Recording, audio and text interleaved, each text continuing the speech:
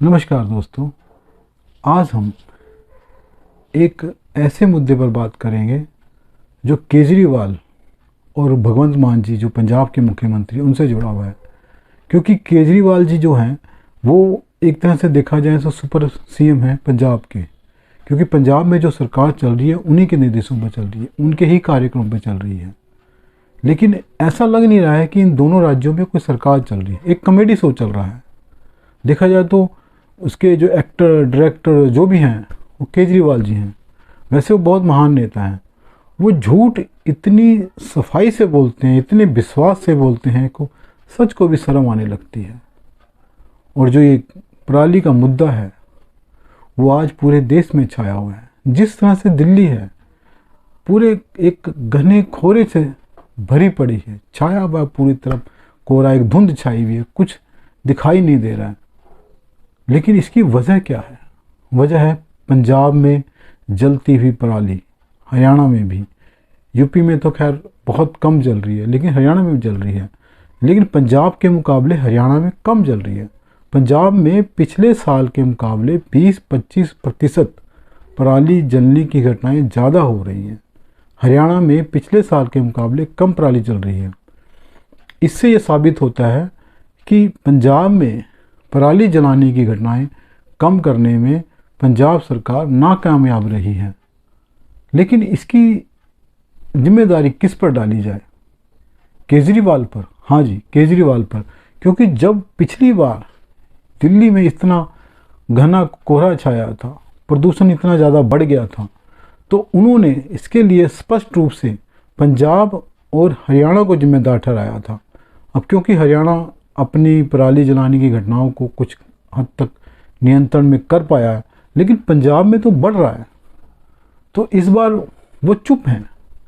हालांकि पंजाब के एक मंत्री का बयान आया है कि दिल्ली में जो प्रदूषण हो रहा है उसके लिए पंजाब जिम्मेदार नहीं है। उनका कहना है कि जो पराली जल रही है उसका धुआं दिल्ली तक जा ही नहीं सकता। लेकिन अभी तक इतने सालों से केजरीवाल हर साल ये कहते थे कि दिल्ली में जो प्रदूषण हो रहा है उसके लिए पंजाब जिम्मेदार है। अब क्या हो रहा है? वास्तव में केजरीवाल जी किसी भी तरीके से कोई भी सरकार में काम करने में इंटरेस्टेड नहीं है। वो हल्ला ज़्यादा मचाते हैं, काम कम करते हैं। जो ये कॉमेडी शो है उन्हीं का चलाया जा रहा है।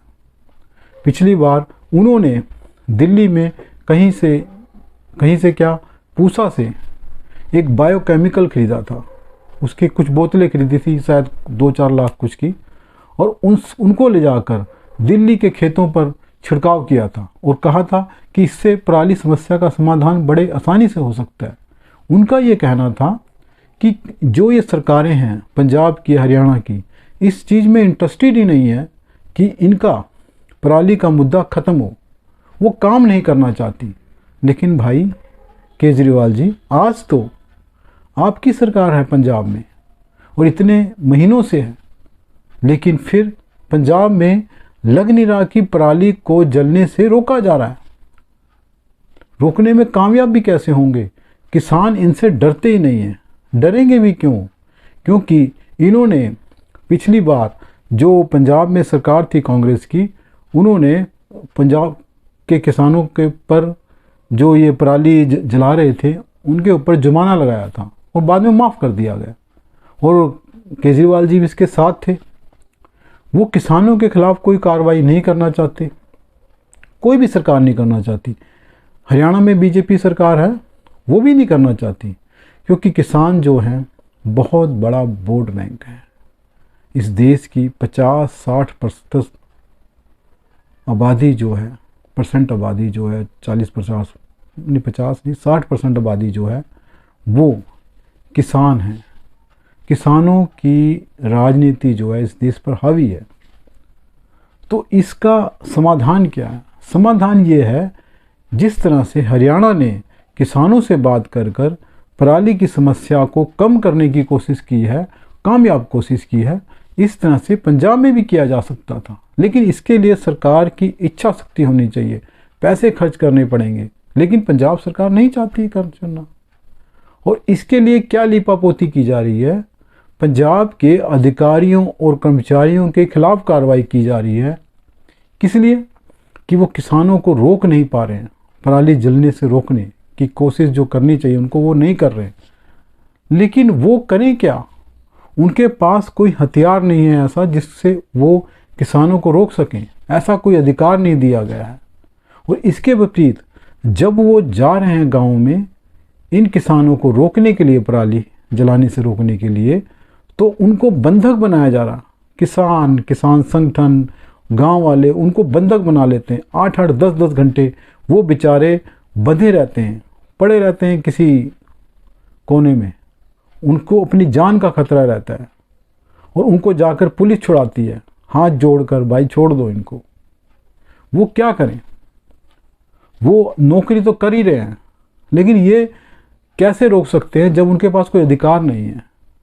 लेकिन पंजाब सरकार सारी जिम्मेदारी डाल रही है और जहाँ पर पराली जल रही है वहाँ पे किसानों के खिलाफ कोई कार्रवाई करने की जगह उन कर्मचारी अधिकारियों के खिलाफ कार्रवाई हो रही है। क्या हो रहा है? उनको प्रमोशन से रोका जा रहा है, उनकी इंक्रीमेंट रोकी जा रही है, उनको निलंबित भी किया जा रहा है। लेकिन इससे क्या पराली जलना रुक रहा है? नहीं। ये जो नौटंकी है दोस्तों, ये बंद होनी चाहिए। ये जो केजरीवाल जी कॉमेडी कर रहे हैं ये बंद होनी चाहिए। इस पराली के प्रदूषण से ना केवल दिल्ली बल्कि पंजाब भी पीड़ित है।